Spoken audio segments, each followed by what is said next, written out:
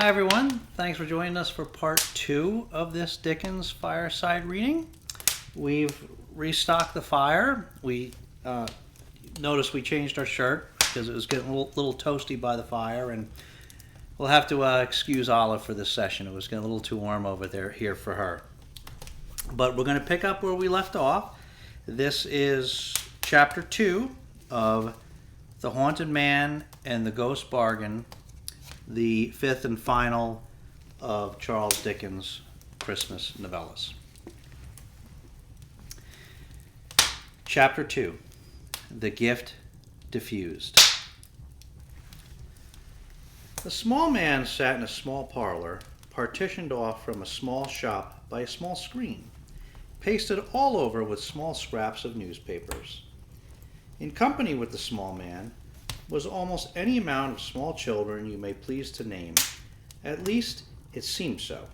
They made in that very limited sphere of action such an imposing effect in point of numbers. Of these small fry, 2 had, by some strong machinery, been got into bed in a corner, where they might have reposed snugly enough in the sleep of innocence, but for a constitutional propensity to keep awake, and also to scuffle in and out of bed. The immediate occasion of these predatory dashes at the waking world was the construction of an oyster shell wall in a corner by 2 other youths of tender age, on which fortification the 2 in bed made harassing descents, like those accursed Piats and Scots who beleaguer the early historical studies of most young Britons, and then withdrew to their own territory. In addition to the stir attendant on these inroads, and the retorts of the invaded, who pursued hotly and made lunges at the bedclothes under which the marauders took refuge, another little boy in another little bed contributed his mite of confusion to the family stock by casting his boots upon the waters, in other words, by launching these and several small objects, inoffensive in themselves, though of a hard substance considered as missiles, at the disturbers of his repose, who were not slow to return these compliments. Besides which, another little boy, the biggest there, but still little, was tottering to and fro, bent on one side and considerably affected in his knees by the weight of a large baby, which he was supposed by a fiction that obtains sometimes in sanguine families to be hushing to sleep. But oh, the inexhaustible regions of contemplation and watchfulness into which his baby's eyes were then only beginning to compose themselves to stare over their unconscious shoulder. It was a very Moloch of a baby, on whose insatiate altar the whole existence of this particular young brother was offered up a daily sacrifice. Its personality may be said to have consisted in its never being quiet in any one place for 5 consecutive minutes, and never going to sleep when required. Tetterby's baby was as well known in the neighborhood as the postman or the potboy. Rode from doorstep to doorstep in the arms of little Johnny Tetterby, and lagged heavily at the rear of troops of juveniles who followed the tumblers or the monkey, and came up, all on one side, a little too late for everything that was attractive, from Monday morning until Saturday night. Wherever children congregated to play, there was little Moloch making Johnny fag and toil. Wherever Johnny desired to stay, little Moloch became fractious and would not remain. Whenever Johnny wanted to go out, Moloch was asleep and must be watched. Whenever Johnny wanted to stay at home, Moloch was awake and must be taken out. Yet Johnny was verily persuaded that it was a faultless baby, without its peer in the realm of England, and was quite content to match meek glimpses of things in general from behind its skirts or over its limp-flapping bonnet, and to go staggering about with it like a very little porter with a very large parcel, which was not directed to anybody and could never be delivered anywhere. The small man who sat in a small parlor, making fruitless attempts to read his newspaper peaceably in the midst of this disturbance, was the father of the family, and the chief of the firm described in the inscription over the little shop front by the name and title of A. Tettery & Co., newsman. Indeed, strictly speaking, he was the only personage answering to that designation, as Co. was a mere poetical abstraction, altogether baseless and impersonal. Tetterby's was the corner shop in Jerusalem buildings. There was a good show of literature in the window, chiefly consisting of picture newspapers out of date, and serial pirates and footpads. Walking sticks, likewise, and marbles were included in the stock and trade. It had once extended into the light confectionery line, but it would seem that those elegancies of life were not in demand about Jerusalem buildings, for nothing connected with that branch of commerce remained in the window, except a sort of small glass lantern containing a languishing mass of bull's-eyes, which had melted in the summer and congealed in the winter until all hope of ever getting them out, or of eating them without eating the lantern too, was gone forever. Tetterby's had tried its hand at several things. It had once made a feeble little dart at the toy business, for in another lantern there was a heap of minute wax dolls, all sticking together upside down in the direst confusion, with their feet on one another's heads, and a precipitate of broken arms and legs at the bottom. It had made a move in the millinery direction, which a few dry, wiry, bonnet-shaped remained in a corner of the window to attest. It had fancied that a living might lie hidden in the tobacco trade, and had struck up a representation of a native of each of the three integral portions of the British Empire, in the set of consuming that fragrant weed, with a poetic legend attached, importing that united in one cause they sat and joked. One chewed tobacco, one took snuff, one smoked, but nothing seemed to have come of it, except flies. Time had been when it had put a forlorn trust in imitative jewelry, for in one pane of glass there was a card of cheap seals, and another of pencil cases, and a mysterious black amulet of inscrutable intention, labeled ninepence. But to that hour Jerusalem buildings had bought none of them. In short, Tetterby's had tried so hard to get a livelihood out of Jerusalem buildings in one way or another, and appeared to have done so indifferently in all, that the best position in the firm was too evidently Coe's. Coe, as a bodiless creation, being untroubled with the vulgar inconveniences of hunger and thirst, being chargeable neither to the poor's rates nor the assessed taxes, and having no young family to provide for. Tetterby himself, however, in his little parlor, as already mentioned, having the presence of a young family impressed upon his mind in a manner too clamorous to be disregarded, or to comport with the quiet perusal of a newspaper, had laid down his paper, wheeled, in his distraction, a few times around the parlor, like an undecided carrier pigeon, made an ineffectual rush at one or two flying little figures in bedgowns that skimmed past him, and then, bearing suddenly down upon the only unoffending member of the family, boxed the ears of little Moloch's nurse. "You bad boy," said Mr. Tetterby. "Haven't you any feeling for your poor father after the fatigue and anxieties of a hard winter's day, since 5 o'clock in the morning? But must you wither in his rest and corrode his latest intelligence with your vicious tricks? Isn't it enough, sir, that your brother Dolphus is toiling and moiling in the fog and cold, and you rolling in the lap of luxury with a baby and everything you can wish for?" said Mr. Tetterby, heaping this up as a great climax of blessings. "But must you make a wilderness of home and maniacs of your parents? Must you, Johnny Hay?" At each interrogation, Mr. Tetterby made a feint of boxing his ears again, but thought better of it, and held his hand. "Oh, father," whimpered Johnny, "when I wasn't doing anything, I'm sure, but taking such care of Sally and getting her to sleep. Oh, father!" "I wish my little woman would come home," said Mr. Tetterby, relenting and repenting. "I only wish my little woman would come home. I ain't fit to deal with them. They make my head go round and get the better of me. Oh, Johnny, isn't it enough that your dear mother has provided you with that sweet sister," indicating Murlock?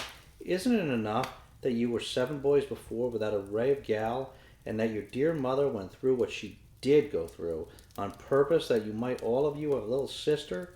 But must you so behave yourself as to make my head swim?" Softening more and more, as his own tender feelings and those of his injured son were worked on, Mr. Tetterby concluded by embracing him, and immediately breaking away to catch one of the real delinquents.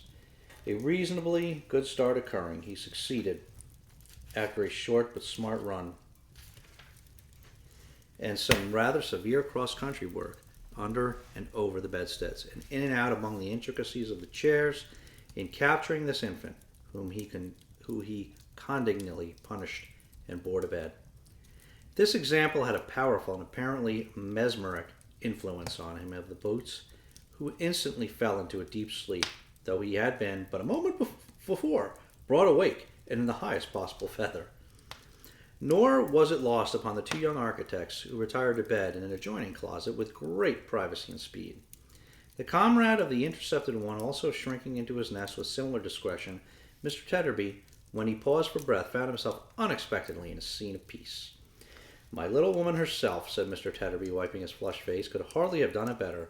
I only wish my little woman had it to do. I do indeed. Mr. Tetterby sought upon his screen for a passage appropriate to be impressed upon his children's minds on the occasion, and read the following.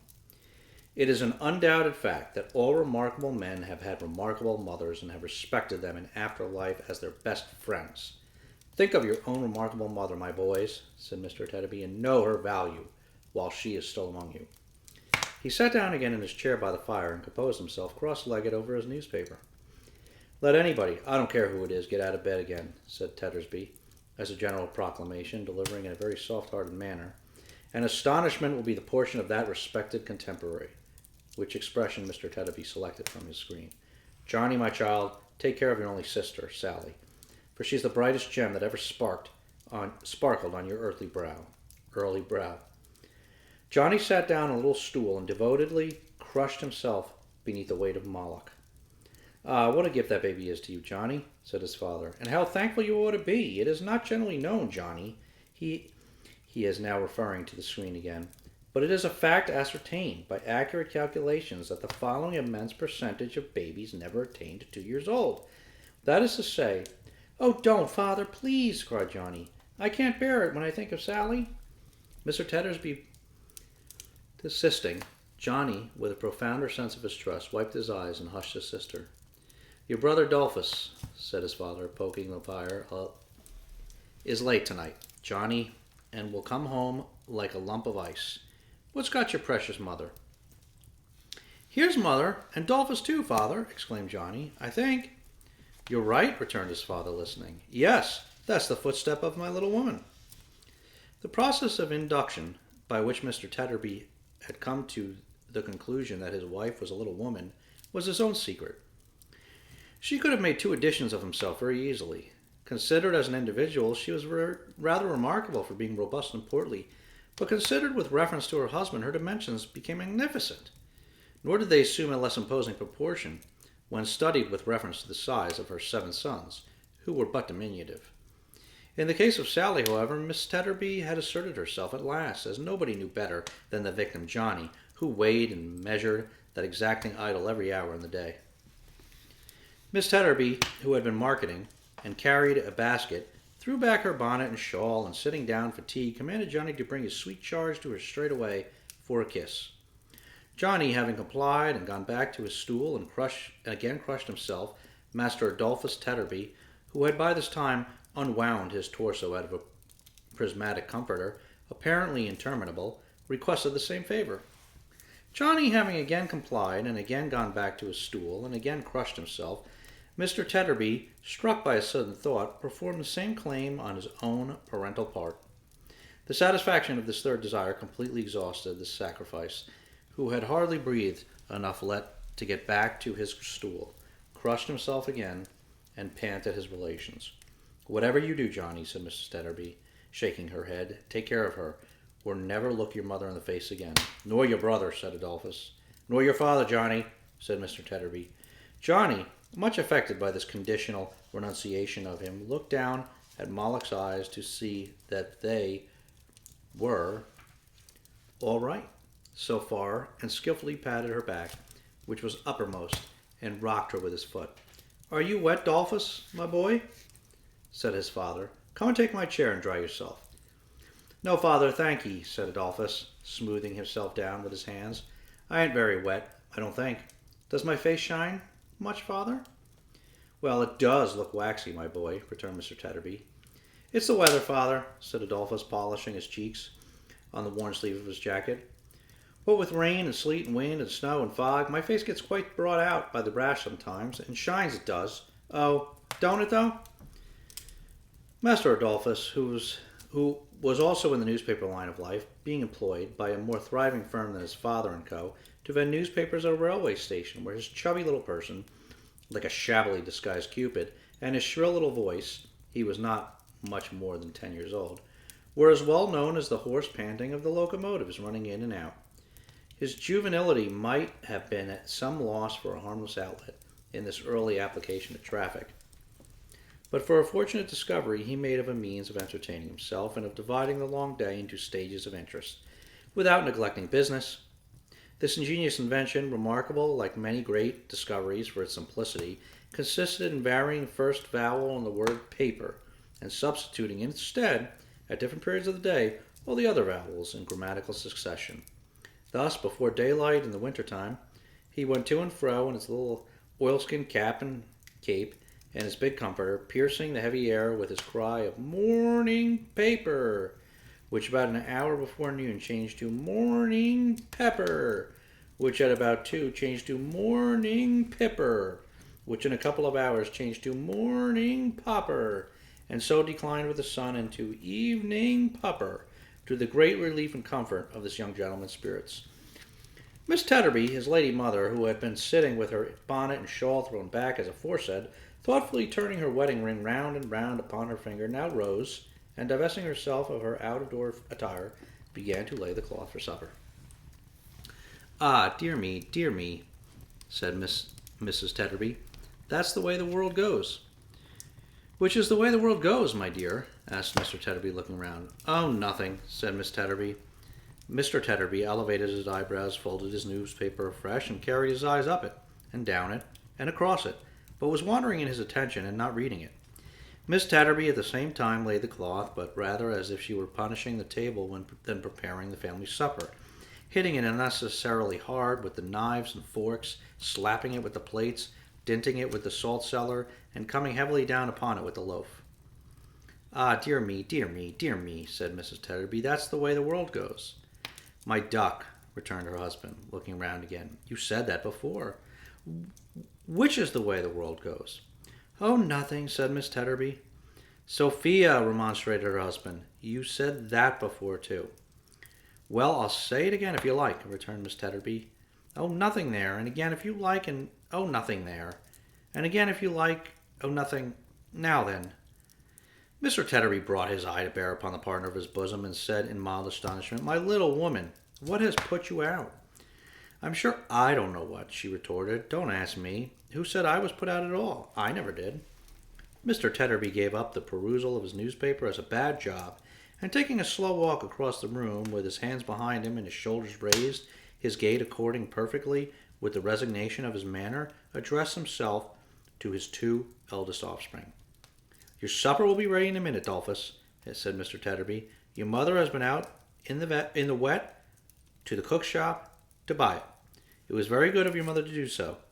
You shall get some supper, too, very soon, Johnny. Your mother's pleased with you, my man, for being so attentive to your precious sister."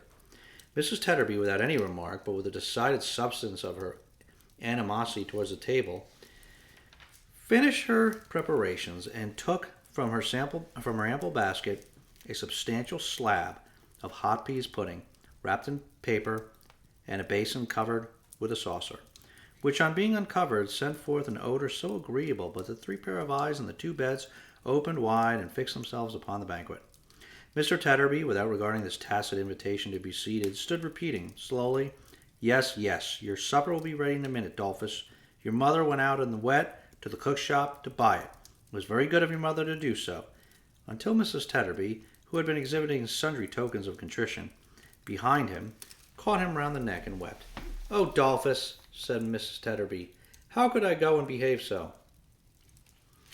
This reconciliation affected Adolphus the younger and Johnny to that degree that they both, as with one accord, raised a dismal cry, which had the effect of immediately shutting up the round eyes in the beds and utterly routing the 2 remaining little Tetterbys, just then stealing in at the adjoining closet to see what was going on in the eating way.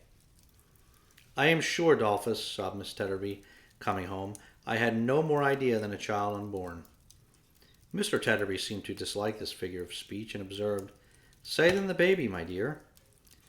"Had no more idea than the baby," said Miss Tetterby. "Johnny, don't look at me, but look at her, or she'll fall out of your lap and be killed, and then you'll die in the agonies of a broken heart, and serve you right. No more idea I hadn't than that, darling, of being cross when I came home. But somehow, Dolphus. Miss Tetterby paused and again turned her wedding ring round and round upon her finger. I see, said Miss Tetterby. I understand. My little woman was put out. Hard times and hard weather and hard work make it trying now and then. I see, bless your soul. No wonder. Dolph, my man, continued Mr. Tetterby, exploring the basin with a fork. Here's your mother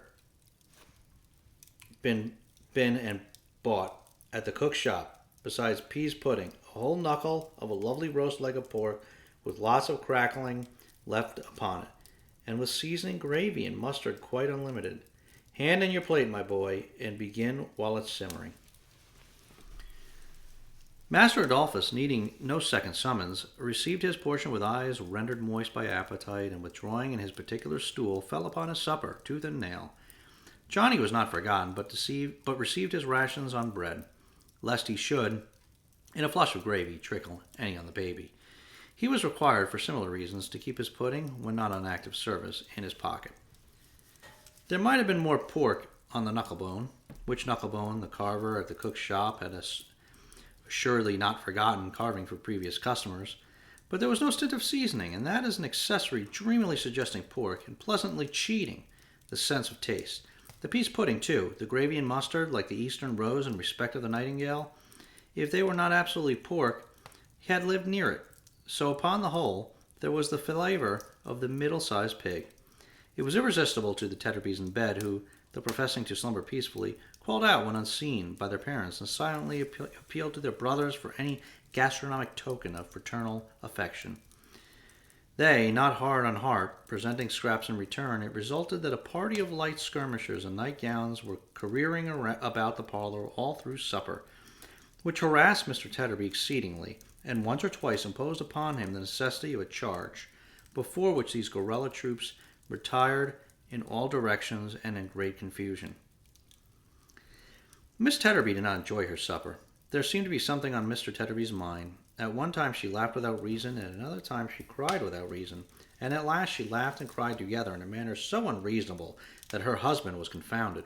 My little woman, said Mr. Tetterby, if the world goes that way, it appears to go the wrong way, and to choke you. Give me a drop of water, said Miss Tetterby, struggling with herself, and don't speak to me for the present, or take any notice of me. Don't do it. Mr. Tetterby, having ministered the water, turned suddenly on the unlucky Johnny, who was full of sympathies, and demanded why he was wallowing there in gluttony and idleness, instead of coming forward with the baby, that the sight of her might revive his mother. Johnny immediately approached, borne down by its weight.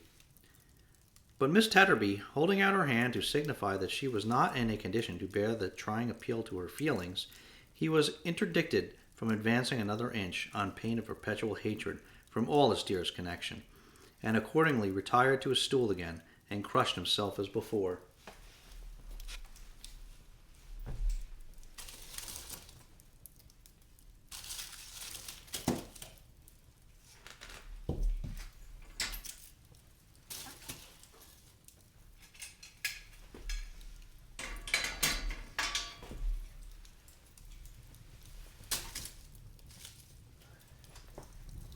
After a pause, Miss Tetterby said she was better now, and began to laugh. My little woman, said her husband, dubiously, are you quite sure you're better? Or are you, Sophia, about to break out in a fresh direction? No, Dolphus, no, replied his wife. I'm quite myself. With that, settling her hair and pressing the palms of her hands upon her eyes, she laughed again. What a wicked fool I was to think so for a moment, said Miss Tetterby. Come nearer, Dolphus, and let me ease my mind and tell you what I mean. Let me tell you all about it. Mr. Tetterby, bringing his chair closer, Mrs. Tetterby laughed again, gave him a hug, and wiped her eyes. You know, Dolphus, my dear, said Miss Tetterby, that when I was single I might have given myself away in several directions. At one time, 4 after me at once, 2 of them were sons of Mars. We're all sons of Maz, my dear, said Mr. Tetterby, jointing with Paz. I don't mean that, replied his wife. I mean soldiers, sergeants. Oh, said Mr. Tetterby. Well, Dolphus, I'm sure I never think of such things now to regret them, and I'm sure I've got as good a husband and would do as much to prove that I was fond of him as any little woman in the world, said Mr. Tetterby. Very good, very good. If Mr. Tetterby had been 10 feet high, He could not have expressed a gentler consideration for Mrs. Tetterby's fairy-like stature, and if Miss Tetterby had been 2 feet high, she could not have felt it more appropriately her due. But you see, Dolphus, said Mrs. Tetterby, this being Christmas time, when all people who can make holiday, and when all people who have got money like to spend some, I did, somehow, get a little out of sorts when I was in the streets just now. There were so many things to be sold, such delicious things to eat, such fine things to look at, such delightful things to have, and there was so much calculating necessary before I durst lay out a sixpence for the commonest thing, and the basket so large, and wanted so much in it, and my stock of money was so small, and would go such a little way. You hate me, don't you, Dolphus? Not quite, said Mr. Tetterby, as yet. Well, I'll tell you the whole truth, pursued his wife, penitently, and then perhaps you will. I felt all this so much when I was trudging out in the cold, and when I saw a lot of other calculating faces and large baskets trudging about, too, that I began to think whether I mightn't have done better and been happier if I hadn't. The wedding ring went round again, and Miss Tetterby shook her downcast head as she turned it. I see, said her husband quietly. If you hadn't married at all? Or if you had married somebody else? Yes, sobbed Miss Tetterby. That's really what I thought. Do you hate me now, Dolphus? Why, no, said Mr. Tetterby. I don't find that I do, as yet. Miss Tetterby gave him a thankful kiss and went on. I begin to hope you won't now, Dolphus, though I am afraid I haven't told you the worst. I can't think that what came over me. I don't know whether I was ill or mad or what I was, but I couldn't call up anything that seemed to bind us to each other, or to reconcile me to my fortune. All the pleasures and enjoyments we've ever had, they seemed so poor and insignificant. I hated them. I could have trodden on them. And I could think of nothing else, except our being poor and the number of months there were at home. Well, well, my dear, said Mr. Tetterby, shaking her hand encouragingly. That's truth after all. We are poor, and there are a number of mouths at home here. Ah, but Dolph, cried his wife, laying her hands upon his neck. My good, kind, patient fellow, when I had been at home a very little while, how different. Oh, Dolph, dear, how different it was. I felt as if there was a rush of recollection on me, all at once, that softened my heart and filled it up till it was bursting. All our struggles for a livelihood, all our cares and wants since we have been married, all the times of sickness, all the hours of watching we have ever had, by one another or by the children, seemed to speak to me and say that they had made us one, and that I never might have been, or could have been, or would have been any other than the wife and mother I am. Then the cheap enjoyments that I could have trodden or so cruelly got to be so precious to me, oh, so priceless and dear, that I couldn't bear to think how much I had wronged them. And I said, and say again 100 times, how could I ever behave so, Dolphus? How could I ever have the heart to do it? The good woman, quite carried away by her honest tenderness and remorse, was weeping with all her heart when she started up with a scream and ran behind her husband. Her cry was so terrified that the children started from their sleep and from their beds and clung about her. Nor did her gaze belie her voice as she pointed to a pale man in a black cloak who had come into the room. Look at that man, look there. What does he want? My dear, returned her husband, I'll ask him if you'll let me go. What's the matter? How you shake? I saw him in the street when I was out just now. He looked at me and stood near me. I'm afraid of him. Afraid of him? Why?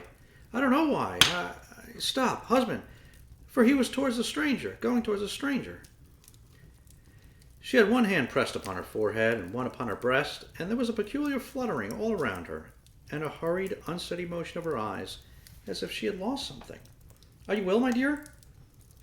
What is it that is going from me again? She muttered in a low voice. What is this that is going away? Then she abruptly answered, Ill? No, I am quite well, and stood looking vacantly at the floor.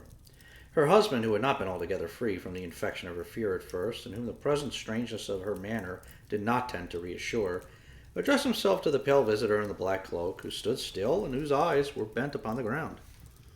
What may be your pleasure, sir? He asked, with us. I fear that my coming is unperceived, returned the visitor, has alarmed you. But you were talking and did not hear me.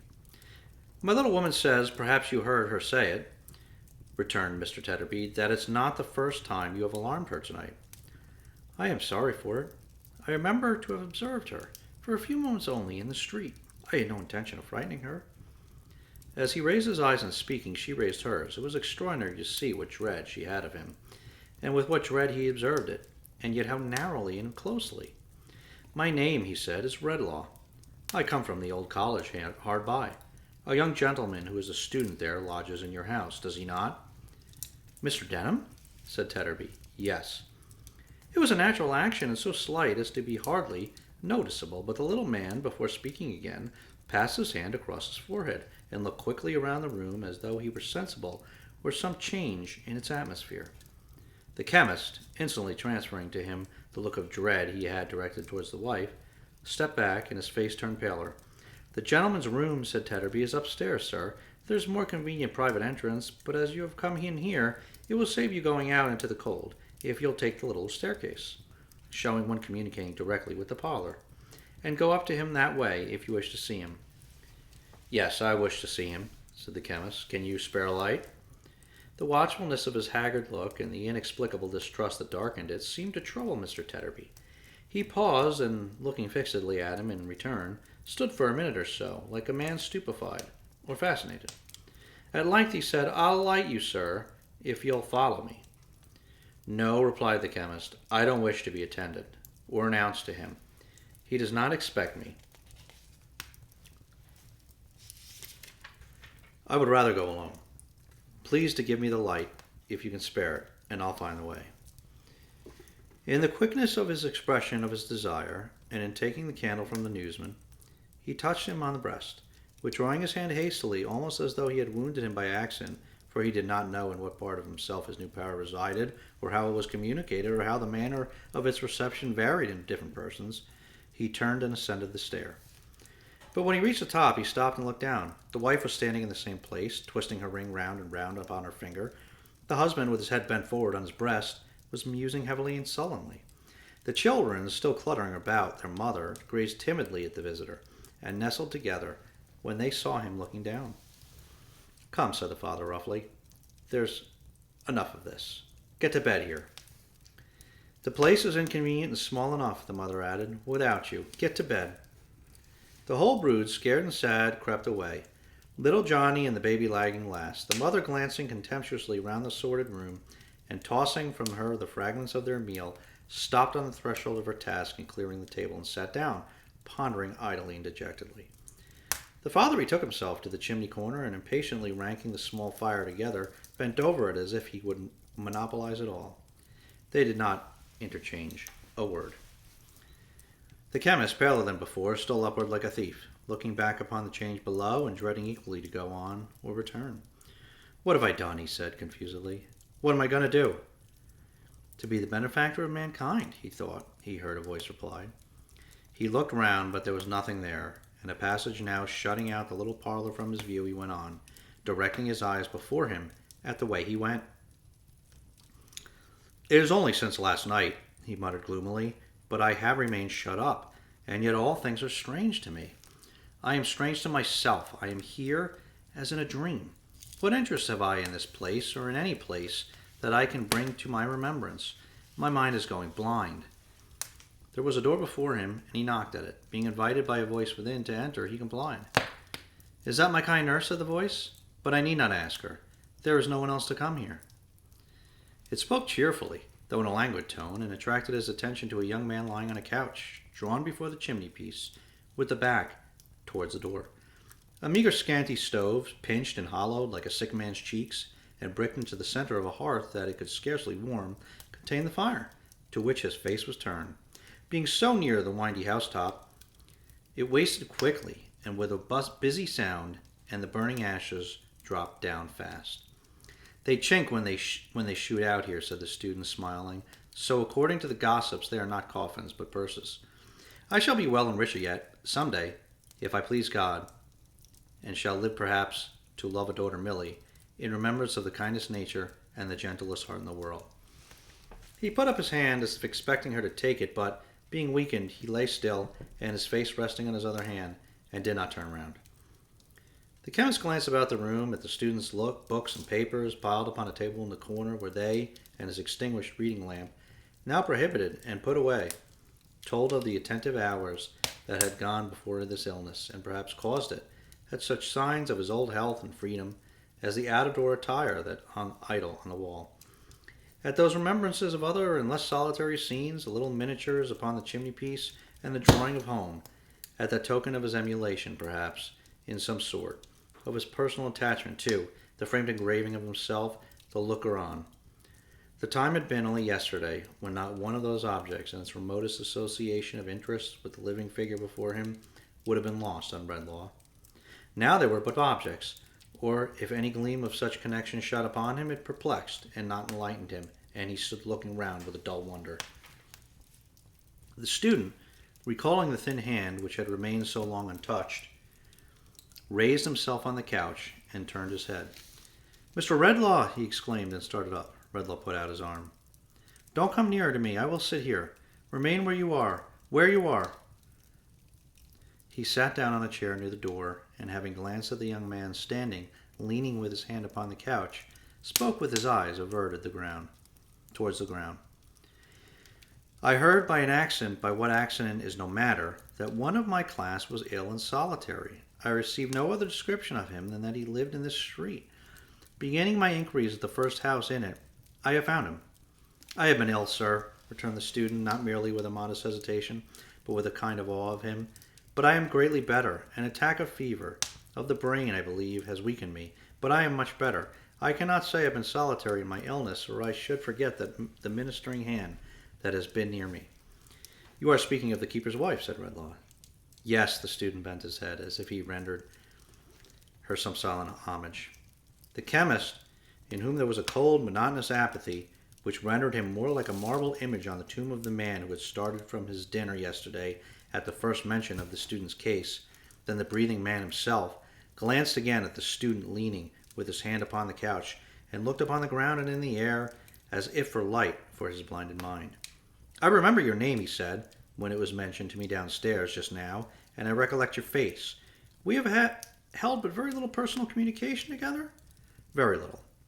"You have retired and withdrawn from me more than any of the rest, I think." The student signified assent.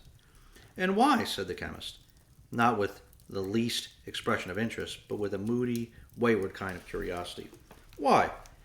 How comes it that you sought to keep, especially from me, the knowledge of your remaining here at this season, when all the rest have dispersed of your being ill? I want to know why this is."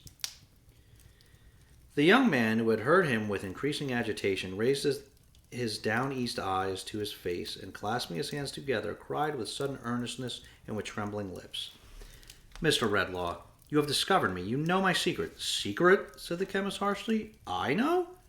"Yes, your manner, so different from the interest and sympathy which endear you to so many hearts. Your altered voice, the constraint there is in everything you say, and in your looks," replied the student. "Warn me that you know me. That you would conceal it even now is but a proof to me, God knows I need none, of your natural kindness, and of the bar there is between us." A vacant and contemptuous laugh was all his answer. "But, Mr. Redlaw," said the student, "as a just man, and a good man, think how innocent I am, except in name and descent, of participation in any wrong inflicted on you, or in any sorrow you have borne." "Sorrow?" said Redlaw, laughing. "Wrong? What are those to me?" "For heaven's sake," entreated the shrinking student, "do not let the mere interchange of a few words with me change you like this, sir. Let me pass again from your knowledge and notice. Let me occupy my old reserved and distant place among those you instruct. Know me only by the name I have assumed, and not by that of Longford." "Longford!" exclaimed the other. He clasped his head with both hands, and for a moment turned upon the young man his own intelligent and thoughtful face. But the light passed from it, like the sunbeam of an instant, and it clouded as before. "The name my mother bears, sir," faltered the young man. "The name she took, when she might perhaps have taken one more honored." Mr. Redlaw, hesitating. "I believe I know that history. Where my information halts, my guesses at what is wanting may supply something that remote from the truth. I am the child of a marriage that has not proved itself a well-sorted or a happy one. From infancy I have heard you spoken of with honor and respect, with something that was almost reverence. I have heard of such devotion, of such fortitude and tenderness, of such rising up against the obstacles which press men down, that my fancy, since I learnt my little lesson from my mother, has shed a luster on your name. At last, a poor student myself, from whom could I learn but you?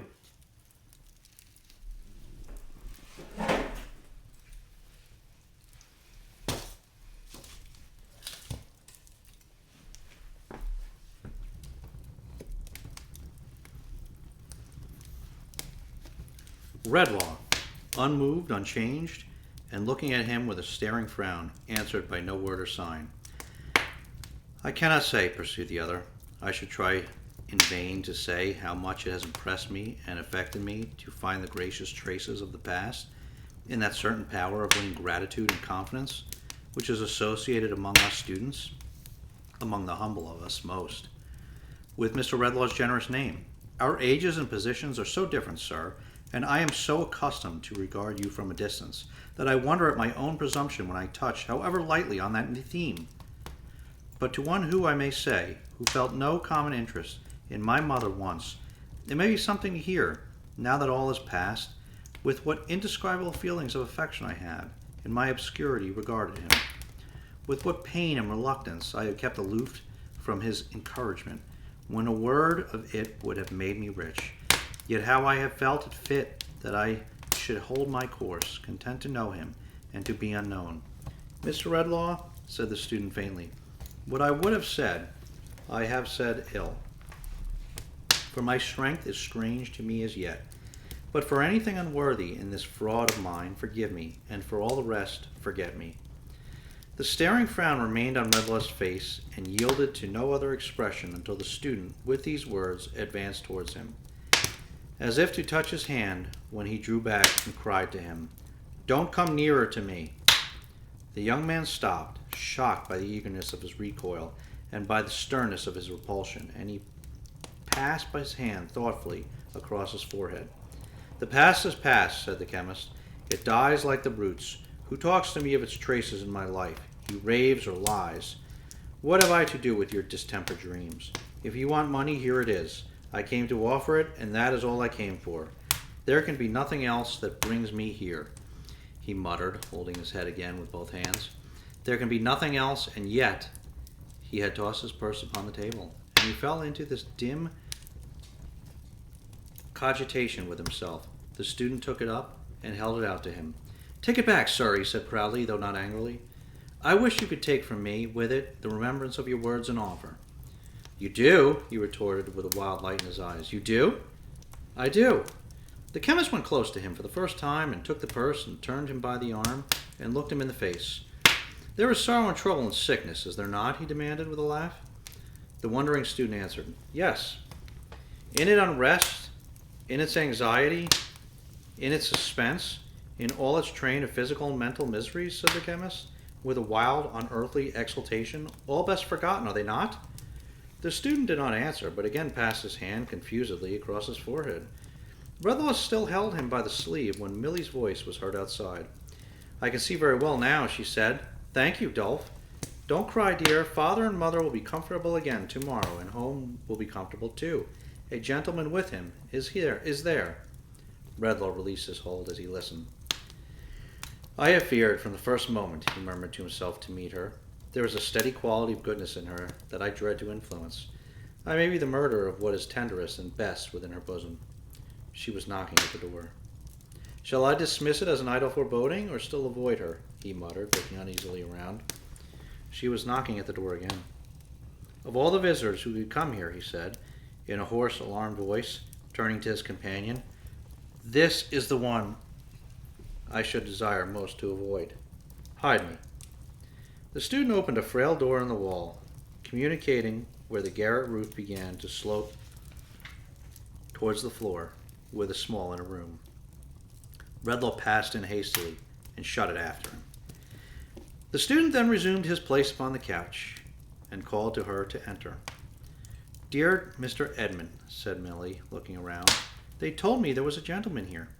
There is no one here but I. There has been someone. Yes, yes, there has been someone.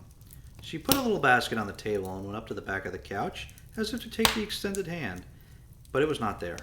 A little surprised, in a quiet way, she leaned over to look at his face and gently touched him on the brow. Are you quite as well tonight? Your head is not so cool as if in the afternoon. Tut, said the student petulantly. Very little ails me. A little more surprise, but no reproach, was expressed in her face as she withdrew to the other side of the table and took a small packet of needlework from her basket. But she laid it down again on second thoughts, and going noiselessly about the room, set everything exactly in its place, and in the neatest order, even to the cushions on the couch, which she touched with so light a hand that he hardly seemed to know it, as he lay looking at the fire. When all this was done and she had swept the hearth, she sat down in her modest little bonnet to her work, and was quietly busy on it directly. It's a new muslin curtain for the window, Mr. Edmund, said Milly, stitching away as she talked. It will look very clean and nice, though it costs very little, and will save your eyes, too, from the light. My William says the room should not be too light just now, when you are recovering so well, or the glare might make you giddy. He said nothing, but there was something so fretful and impatient in his change of position that her quick fingers stopped, and she looked at him anxiously. The pillows are not comfortable, she said, laying down her work and rising. I will soon put them right. They are very well, he answered. Leave them alone, pray. You make so much of everything. He raised his head to say this, and looked at her so thanklessly that after he had thrown himself down again, she stood timidly pausing. However, she resumed her seat and her needle without having directed even a murmuring look towards him, and was soon as busy as before. I have been thinking, Mr. Edmund, that you have been often thinking of late, when I have been sitting by, how true the saying is that adversity is a good teacher. Health will be more precious to you after this illness than it has ever been, and years hence, when this time of year comes round, and you remember the days when you lay here sick, alone, with the knowledge of your illness might not afflict those who are dearest to you, your home will be doubly dear and doubly blessed. Now, isn't that a good, true thing? She was too intent upon her work, and too earnest in what she said, and too composed and quiet altogether, to be on the watch for any look he might direct towards her in reply. So the shaft of his ungrateful glance fell harmless, and did not wound her. Ah, said Milly, with her pretty head inclining thoughtfully on one side as she looked down, following her busy fingers with her eyes. Even on me, and I am very different from you, Mr. Edmund, for I have no learning, and don't know how to think properly. This view of such things has made a great impression, since you have been lying ill. When I have seen you so touched by the kindness and attention of the poor people downstairs, I have felt that you thought even that experience some repayment for the loss of health, and I have read in your face, as plain as if it was a book, that but for some trouble and sorrow we should never know the good, never know half the good there is about us. His getting up from the couch interrupted her, or she was going on to say more. We needn't magnify the merit, Miss William, he rejoined slightingly. The people downstairs will be paid in good time, I dare say, for any little extra service they may have rendered me, and perhaps they anticipate no less. I am much obliged to you, too.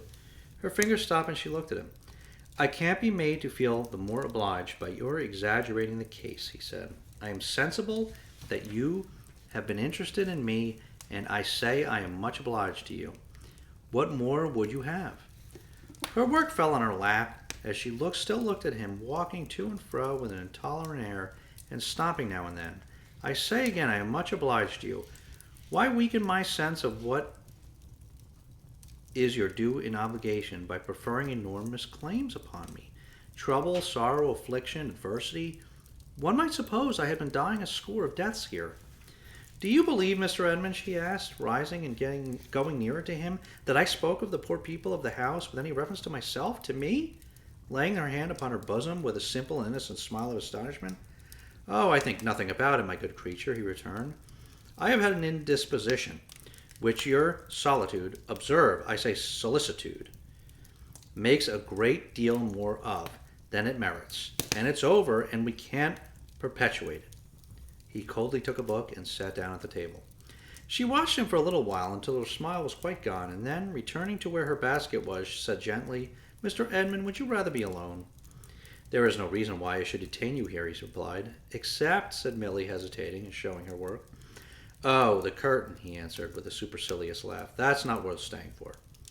She made up the little packet again and put it in her basket. Then, standing before him with such an air of patient entreaty that he could not choose but to look at her, she said, "If you should want me, I will come back willingly.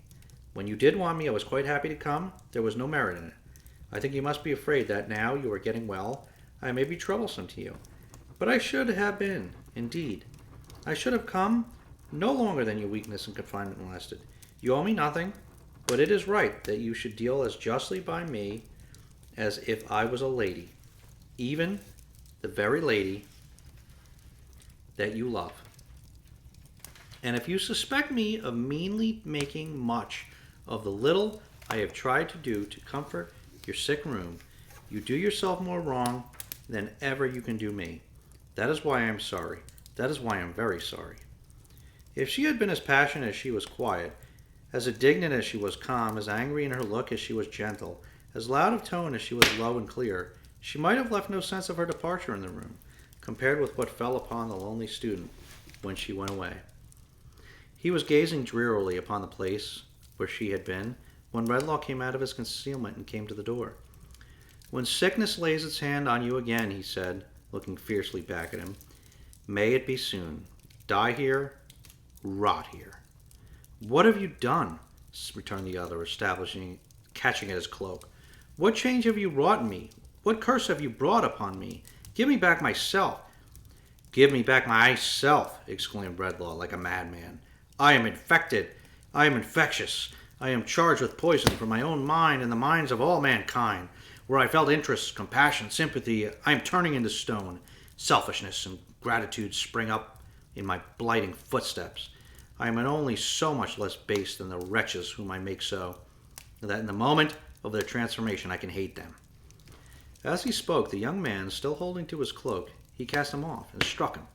Then wildly hurried out into the night air where the wind was blowing, the snow falling, the cloud drift sweeping on, the moon dimly shining, and where, blowing in the wind, falling with the snow, drifting with the clouds, shining in the moonlight, and heavily looming in the darkness, were the phantom's words, "The gift that I have given, you shall give again. Go where you will." Whither he went, he neither knew nor cared, so that he avoided company.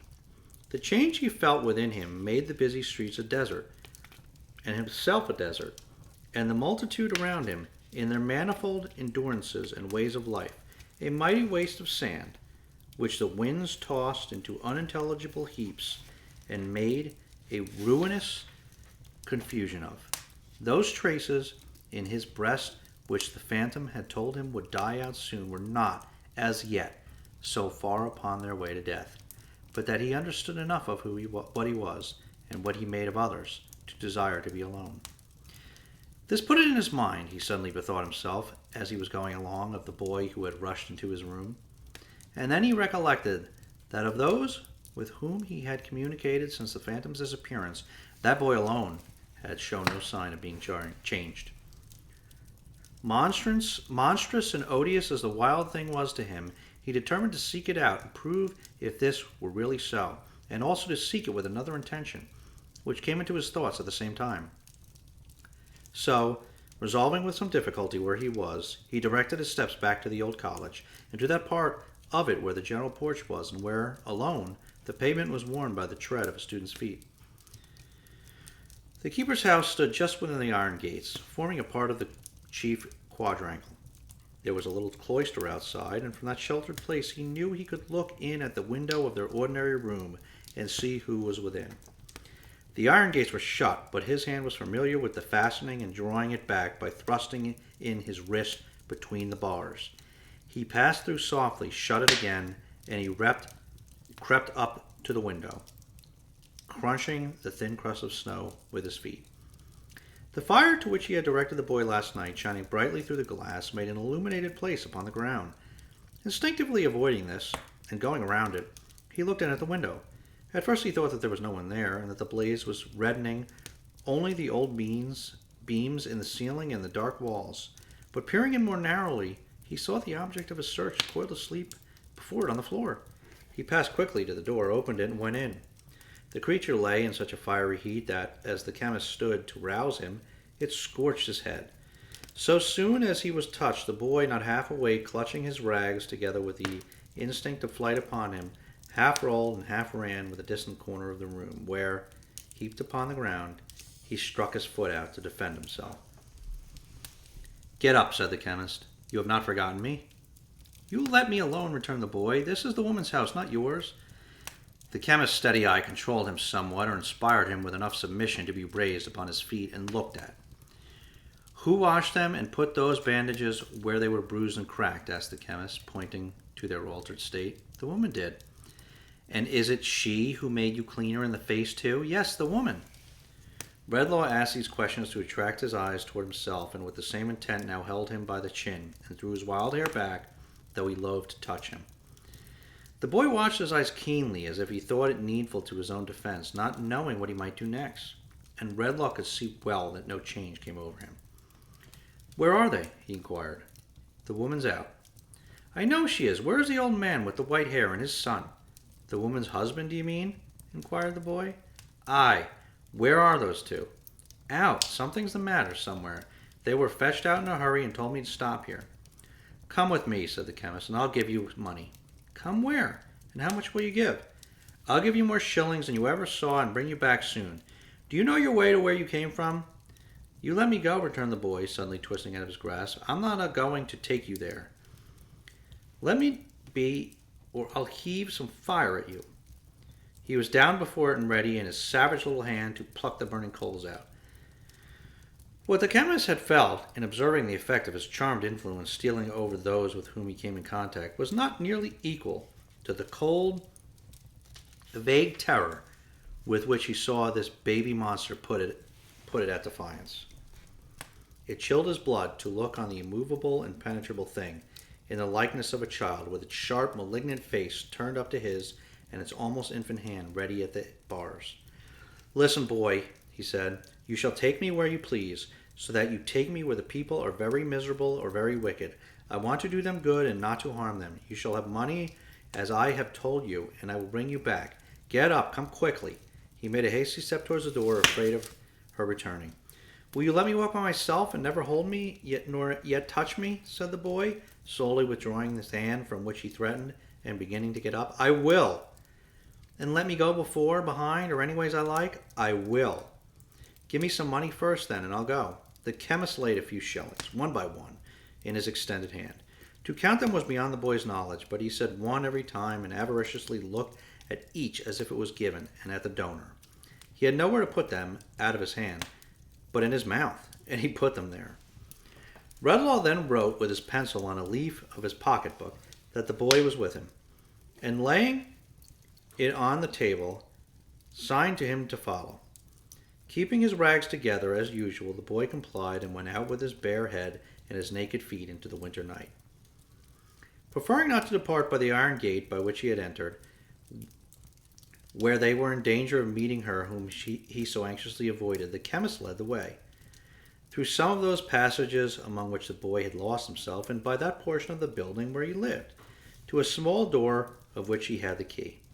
When they got into the street, he stopped to ask his guide, who instantly retreated from him, if he knew where they were. The savage thing looked here and there, and at length, nodding his head, pointed in the direction he designed to take.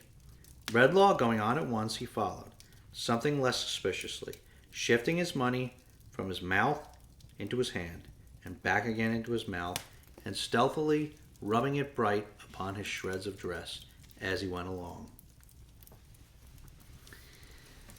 3 times in their progress they were side by side. 3 times they stopped, being side by side. 3 times the chemist glanced down at his face and shuddered as it forced upon him one reflection.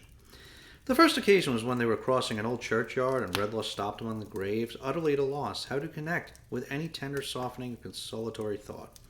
The second was when the breaking forth of the moon induced him to look up at the heavens, when he saw her in her glory, surrounded by a host of stars he still knew by the names and histories which human science had appended to them, but where he saw nothing else he had been wont to see, felt nothing he had been wont to feel, in looking up there on a bright night. The third was when he stopped to listen to a plaintive strain of music, but could only hear a tune, made manifest to him by the dry mechanism of the instruments and his own ears, with no address to any mystery within him, without a whisper in it of the past or of the future, powerless upon him as the sound of last year's running water or the rushing of last year's wind. At each of these 3 times he saw with horror that, in spite of the vast intellectual distance between them and their being unlike each other in all physical respects, the expression on the boy's face was the expression of his own. They journeyed on for some time, now through such crowded places that he often looked over his shoulder thinking he had lost his guide, but generally finding him within his shadow on the other side. Now by way so quiet that he could have counted his short, quick, naked footsteps coming on behind, until they arrived at a ruinous collection of houses, and the boy touched him and stopped. "In there," he said, pointing out one house where there were scattered lights in the windows, and a dim lantern in the doorway, with "Lodgings for Travelers" painted on it. Redlaw looked about him, from the houses to the waste pieces of ground on which the houses stood, or rather did not altogether tumble down, unfenced, undrained, undelighted, and bordered by a sluggish ditch. From that to the sloping line of arches, part of some neighboring viaduct or bridge with which it was surrounded, and which lessened gradually towards them, until the last but one was a mere kennel for a dog, the last a plundered little heap of bricks. From that to the child close to him, cowering and trembling with the cold and limping on one little foot, while he coiled the other round his leg to warm it, yet staring at all these things with that frightful likeness of expression so apparent in his face that Redlaw started from him. "In there," said the boy, pointing out the house again. "I'll wait." "Will they let me in?" asked Redlaw. "Say you're a doctor," he answered with a nod. "There's plenty ill in there." Looking back on his way to the house door, Redlaw saw him trail himself upon the dust and crawl within the shelter of the smallest arch, as if he were a rat. He had no pity for the thing, but he was afraid of it, and when it looked out of its den at him, he hurried to the houses as a retreat. "Sorrow, wrong, and trouble," said the chemist, with a painful effort at some more distinct remembrance, "at least haunt the place darkly. He can do no harm who brings forgetfulness of such things here." With these words, he pushed the yielding door and went in. There was a woman sitting on the stairs, either asleep or forlorn, whose head was bent down on her hands and knees. As it was not easy to pass without treading on her, and as she was perfectly regardless of his near approach, he stopped and touched her on the shoulder. Looking up, she showed him quite a young face, but one whose bloom and promise were all swept away, as if the haggard winter would unnaturally kill the spring. With little or no show of concern on his account, she moved nearer to the wall to leave him a wider passage. "What are you?" said Redlaw, pausing, with his hand upon the broken stair-rail. "What do you think I am?" she answered, showing him her face again. He looked upon the ruined temple of God, so lately made, so soon disfigured, and something which was not compassion, for the springs in which a true compassion for such miseries has its rise were dried up in his breast, but which was nearer to it, for the moment, for any feeling they had lately struggled into the darkening, but not yet wholly darkened, night of his mind, mingled a touch of softness with his next words. "I am come here to give relief, if I can," he said. "Are you thinking of any wrong?" She frowned at him and then laughed, and then her laugh prolonged itself into a shivering sigh as she dropped her head again and hid her fingers in her hair. "Are you thinking of a wrong?" he asked once more. "I am thinking of my life," she said, with a momentary look at him. He had a perception that she was one of many, and that he saw the type of thousands when he saw her, drooping at his feet. What are your parents?" he demanded. "I had a good home once. My father was a gardener, far away, in the country. Is he dead?" "He's dead to me. All such things are dead to me. You, a gentleman, and not know that?" She raised her eyes again and laughed at him. "Girl," said Redlaw sternly, "before this death of all such things was brought about, there was no wrong done to you. In spite of all that you can do, does no remembrance of wrong cleave to you? Are there not times upon times when it is misery to you?" So little of what was womanly was left in her appearance, that now when she burst into tears she stood amazed. But he was more amazed and much disquieted to note that in her awkward, awakened recollection of this wrong, the first trace of her old humanity and broken tenderness appeared to show itself. He drew a little off, and in doing so, observed that her arms were black her face cut and her bosom bruised. "What brutal hand has hurt you so?" he asked. "My own. I did it myself," she answered quickly. "It isn't possible." "I'll swear I did. He didn't touch me. I did it to myself in a passion and threw myself down here.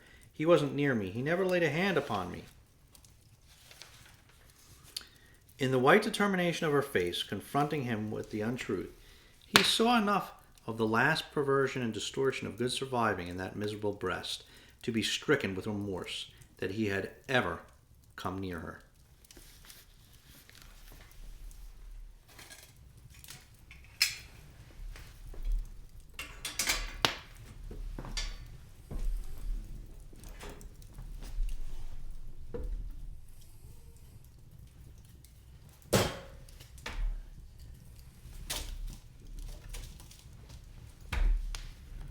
"Sorrow, wrong, and trouble," he muttered, turning his fearful gaze away. "All that connects her with the state from which she has fallen has those roots. In the name of God, let me go by." Afraid to look at her again, afraid to touch her, afraid to think of having sundered the last thread by which he held upon the mercy of heaven, he gathered his cloak about him and glided swiftly up the stairs. Opposite to him on the landing was a door, which stood partly open, and which, as he ascended, a man with a candle in his hand came forward from within to shut. But this man, on seeing him, drew back with much emotion in his manner, and, as if by a sudden impulse, mentioned his name aloud. In the surprise of such a recognition there, he stopped, endeavoring to recollect the wan and startled face. He had no time to consider it, for, to his yet greater amazement, old Philip came out of the room and took him by the hand. "Mr. Redlaw," said the old man, this is like you, sir. You have heard of it, and you have come after us to render any help you can. Ah, too late, too late." Redlaw, with a bewildered look, submitted to be led into the room. A man lay there on a truckle bed, and William Swidger stood at the bedside. "Too late," murmured the old man, looking wistfully into the chemist's face, and the tears stole down his cheeks. "That's what I say, father," interposed his son in a low voice. "That's where it is exactly. To keep as quiet as ever we can while he's a-dozing is the only thing to do. You're right, father." Redlaw paused at the bedside and looked down on the figure that was stretched upon the mattress. It was that of a man who should have been in the vigor of his life, but on whom it was not likely the sun would ever shine again. The vices of his 40 or 50 years' career had so branded him that, in comparison with their effects upon his face, the heavy hand of time upon the old man's face who watched him had been merciful and beautifying. "Who is this?" asked the chemist, looking around. "My son George, Mr. Redlaw," said the old man, wringing his hands. "My eldest son George, who was more his mother's pride than all the rest." Redlaw's eyes wandered from the old man's gray head, as he laid it down upon the bed, to the person who had recognized him, and who had kept aloof in the remotest corner of the room. He seemed to be but his own age, and although he knew no such hopeless decay and broken man as he appeared to be, there was something in the turn of his figure, as he stood with his back towards him, and now went out at the door, that made him pass his hand uneasily across his brow. "William," he said in a gloomy whisper, "who is that man?" "Why, you see, sir," mentioned Mr. William, "that's what I say myself. Why should a man ever go and gamble and the like of that, and let himself down inch by inch till he can't let himself down by any lower?" "Has he done so?" asked Redlaw, glancing after him just with the same uneasy action as before. "Just exactly that, sir," returned William Swidger, "as I'm told. He knows a little about medicine, sir, it seems, and having been wayfaring towards London with my unhappy brother that you see here," Mr. William passed his coat sleeve across his eyes, "and being lodging upstairs for the night, what I say, you see, is that strange companions come together here sometimes. He looked in to attend upon him, and came for us at his request." "What a mournful spectacle, sir! But that's where it is. It's enough to kill my father." Redlaw looked up at these words, and recalling where he was and with whom, and the spell he carried with him, which his surprise had obscured, retired a little hurriedly, debating with himself whether to shun the house that moment or remain. Yielding to a certain sullen doggedness, which it seemed to be a part of his condition to struggle with, he argued for remaining. "Was it only yesterday," he said, "when I observed the memory of this old man to be a tissue of sorrow and trouble, And shall I be afraid tonight to shake it? Are such remembrances as I can drive away so precious to this dying man that I need fear for him? No, I'll stay here. But he stayed, in fear and trembling none the less for these words, and shrouded in his black cloak, with his face turned from them, stood away from the bedside, listening to what they said, as if he felt himself a demon in the place. Father, murmured the sick man, rallying a little from his stupor. My boy, my son George, said old Philip. You spoke just now of my being mother's favorite not long ago. It's a dreadful thing to think now of long ago. No, returned the old man. Think of it. Don't say it's dreadful. It's not dreadful to me, my son. It cuts you to the heart, father, for the old man's tears were falling on him. Yes, said Philip, so it does, but it does me good. It's a heavy sorrow to think of that time, but it does me good, George. Oh, think of it too, and your heart will be softened more and more. Where's my son William? William, my boy, your mother loved him dearly to the last, and with her latest breath said, Tell him I forgave him, blessed him, and prayed for him. Those were her words to me. I have never forgotten them, and I am 87. Father, said the man upon the bed, I am dying. I know. I am so far gone that I can hardly speak, even of what my mind most runs on. Is there any hope for me beyond this bed? There is hope, returned the old man, for all who are softened and penitent. This is hope for all such. There is hope for all such. Oh, he exclaimed, clasping his hands and looking up. I was thankful only yesterday that I could remember this unhappy son when he was an innocent child. But what a comfort it is now to think that even God himself has that remembrance of him. Redlaw spread his hands upon his face and shrank like a murderer. Ah, feebly moaned the man upon the bed. The waste since then, the waste of life since then. But he was a child once, said the old man. He played with children. Before he lay down in his bed at night and fell into his guiltless rest, he said his prayers at his mother's knee. I have seen him do it many a time, and seen her lay his head upon her breast and kiss him. Sorrowful as it was to her and me to think of this, when he went so wrong, and when our hopes and plans for him were all broken, this gave him still a hold upon us that nothing else could have given. O Father, so much better than the fathers upon earth. O Father, so much more afflicted by the errors of thy children, take this wanderer back, not as he is, but as he was then. Let him cry to thee, as he was so often seemed to cry to us.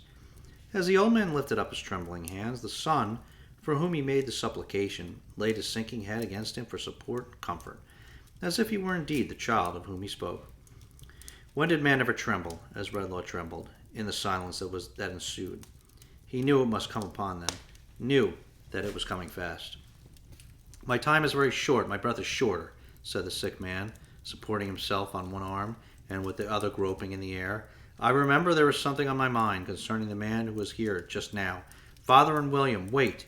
Is there really anything in black out there? Yes, it is real, said his aged father. Is it a man? What I say myself, George, interposed his brother, bending kindly over him. It's Mr. Redlaw. I thought I had dreamed of him. Ask him to come here. The chemist, whiter than the dying man, appeared before him. Obedient to the motion of his hand, he sat upon the bed. It has been so ripped up tonight, sir, said the sick man, laying his hand upon his heart, with a look in which the mute, imploring agony of his condition was concentrated, by the sight of my poor old father, and the thought of all the trouble I have been the cause of, and all the wrong and sorrow lying at my door, that was it the extremity to which he had come, or was it the dawning of another change that made him stop? That what I can do right with my mind, running on so much, so fast, I'll try to do. That was another man here. Did you see him? Bedloe could not reply by any word, for when he saw the fatal sign, he knew so well now of the wandering hand upon the forehead, his voice died at his lips. But he made some indication of his assent. He is penniless, hungry, and destitute. He is completely beaten down, and he has no resource at all. Look after him. Lose no time. I know he has it in his mind to kill himself. It was working. It was on his face. His face was changing, hardening, deepening in all its shades, and losing all its sorrow. Don't you remember? Don't you know him? He pursued. He shut his face out for a moment with the hand that again wandered over his forehead, and then it lowered on Redlaw, reckless, ruffianly, and callous. "Why didn't you?" he said, scowling round. "What have you been doing to me here? I have lived bold, and I mean to die bold. To the devil with you!" And so lay down upon his bed, and put his arms up, over his head and ears, as resolute from that time to keep out all access, and to die in his indifference. If Redlaw had been struck by lightning, it could not have struck him from the bedside with a more tremendous shock. But the old man, who had left the bed while the son was speaking to him, now returning, avoided it quickly likewise, and with abhorrence. "Where's my boy William?" said the old man hurriedly. "William, come away from here. We'll go home." "Home, father," returned William. "Are you going to leave your own son?" "Where's my own son?" replied the old man. "Where? Why, there." "That's no son of mine," said Philip, trembling with resentment. "No such wretch as that has any claim on me. My children are pleasant to look at, and they wait upon me, and get my meat and drink ready, and are useful to me. I've a right to it. I'm 87. "You're old enough to be no older," muttered William, looking at him grudgingly, with his hands in his pockets. "I don't know what good you are myself. We could have a deal more pleasure without you." "My son, Mr. Redlaw," said the old man. "My son, too. The boy talking to me of my son. Why, what has he ever done to give me any pleasure? I should like to know." "I don't know what you have ever done to give me any pleasure," said William sulkily. "Let me think," said the old man. "For how many Christmas times running have I sat in my warm place and never had to come out in the cold night air, and have made good cheer without being disturbed by any such uncomfortable, wretched sight as him there? Is it 20, William?" "Nigher 40, it seems," he muttered. "Why, when I look at my father, sir, and come to think of it," addressing Redlaw with an importance and irritation that was quite new, "I'm whipped if I can see anything in him but a calendar of ever so many years of eating and drinking and making himself comfortable over and over again." I'm 87, said the old man, rambling on childishly and weakly, "and I don't know as I ever was much put out by anything. Yeah, I'm not going to begin now because of what he calls my son. He's not my son. I've had a power of pleasant times. I recollect once. No, I don't. No, it's broken off. It was something about a game of cricket and a friend of mine, but it's somehow broken off. I wonder who he was. I suppose I liked him, and I wonder what became of him. I suppose he died.